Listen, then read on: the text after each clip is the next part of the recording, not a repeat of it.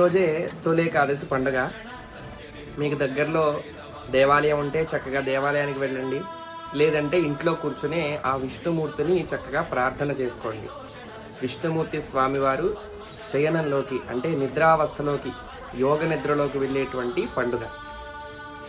మన హిందూ ధర్మంలో ఉన్నటువంటి పండుగలన్నీ కూడా చక్కగా కుటుంబ సభ్యులందరూ మన ఇంటికి రావడం, లేదా మనం వాళ్ళ ఇంటికి వెళ్ళడం, చక్కగా వాళ్ళందరితో కూర్చుని చక్కగా ఆనందంగా గడిపేటువంటి పండుగలన్నీ ఉండగా, మనకి చపాతీలు పండుగ, దోశలు పండుగ, ఆ పండుగలవన్నీ మనకి ఎందుకు చెప్పండి?